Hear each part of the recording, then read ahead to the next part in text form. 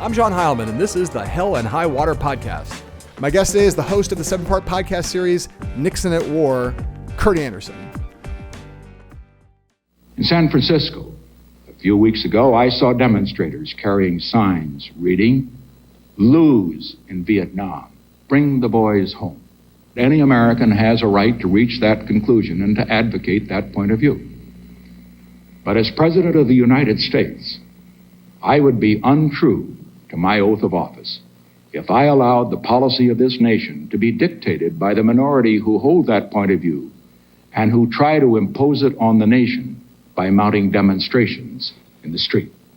And so tonight, to you, the great silent majority of my fellow Americans, I ask for your support. So there it is. A new term of art dropped into the American political vernacular by Richard Nixon, the first invocation of the phrase silent majority. Kurt, you talk in the podcast with Ray Price, Nixon's speechwriter, about the fact that in drafts of the speech, he referred to the silent center, not the silent majority. And Price says he doesn't know how that happened. He didn't have anything to do with it, but it doesn't surprise him because that was the way Nixon thought about things. Talk about it and why, it was incredibly politically successful for him. That speech, was a masterstroke in some ways in terms of his popularity. And as I said, it had a lot of reverberations going forward. So let's talk about the silent majority and its legacy in American politics. Well, he had run partly on that, shall we call it a plank? It's not a plank. It's this concentrated sense of resentment of the elites, the kids, the hippies, the black people, the uppity unwashed. So that had been part of his 1968 campaign and his kind of American carnage-like nomination acceptance speech, because it was in its enduring power and the wound that it helped gash open and make unclosable in America was this us versus them, educated versus not, working class versus professional class, incidentally white versus black as well, but in this case more the former things, and it as you say, in a short-term way, it kind of stopped the anti-war movement in its tracks a bit and made him popular again, and made his approval of how he was the approval of how he was handling the war in Southeast Asia go up, and so it worked in this short-term way. But it really, because it was so successful, it really convinced him and the right in this country that, this is the way we do it now.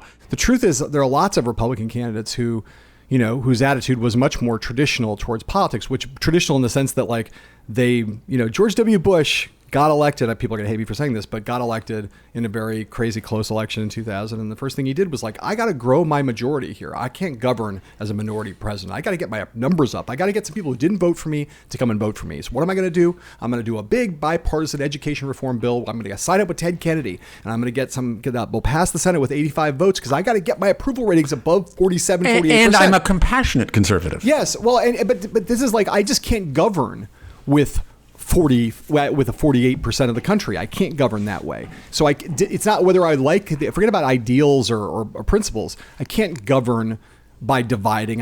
Politics has got to be about addition, not about subtraction. It's got to be about multiplication, not division. And Trump is, Nixon basically was doing as Farrell says, and as you said, is he's very purposely saying, no, division is my strategy and not trying to bring the country together. And Trump, again, takes that to profound extremes.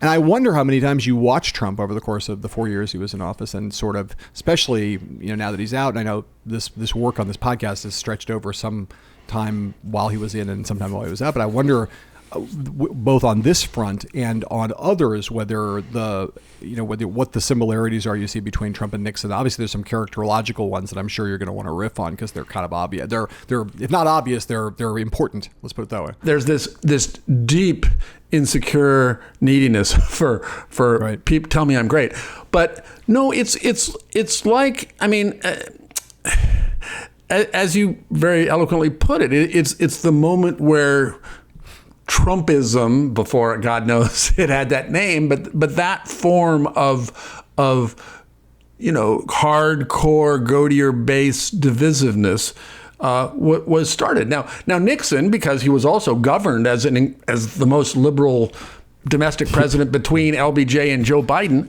I've been saying it for years, and I remain committed to that. It's true. So he grew, and that was politically canny. He knew, he could get regular folk to vote for him because, look, EPA, look, arts endowment, all that stuff, civil rights. So, but it is like one of those devolution charts, right? I mean, so yes, there are similarities. Nixon leads to Trump in all these ways that we've talked about and more.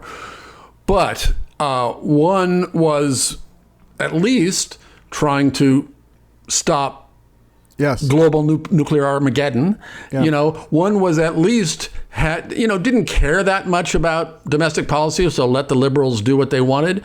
But presided over liberal solutions, progressive solutions.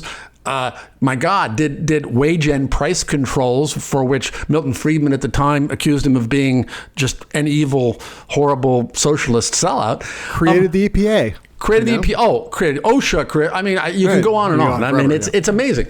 So, here was a guy who was within the normal range of evil and decency, craziness, insanity, and all those things that, frankly, most presidents have some combination of all those things. I mean, and we, most of this work was done on Nixon at War during 2020, as Donald Trump was declining into new lows of insanity and ugliness. And so the way in which, and whether it's meddling with foreign policy is, of course, and colluding with a foreign government, or neediness, or get those protesters, shoot them if necessary. Right. I mean, it was like, wait, this phrase, this line attributed to Mark Twain that I quote a lot, and Twain probably never said, which is that history doesn't repeat itself, but it definitely rhymes. Yeah. My God.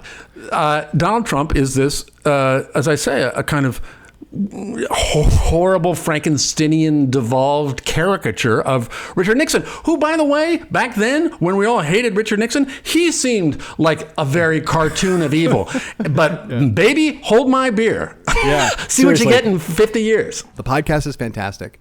Everyone should listen to it. You will find it, hopefully, it's 10 times better than this conversation. I thought this conversation was pretty good. So I have never had a better media conversation about anything I've ever done than this one we just had. There may be some that are equal, but never had a better one. Well, you're nice to say that, and it was great to see you, and well, to be continued, which is really the only way to end any conversation with you, because I'll see you probably in a couple weeks. Hasta la vista, amigo. All right, brother. See you later. Thank you very much, Kurt Andersen. Thank you for watching. You can watch the full episode of Hell and High Water on the Recount, streaming daily, or listen to it wherever you get your podcasts.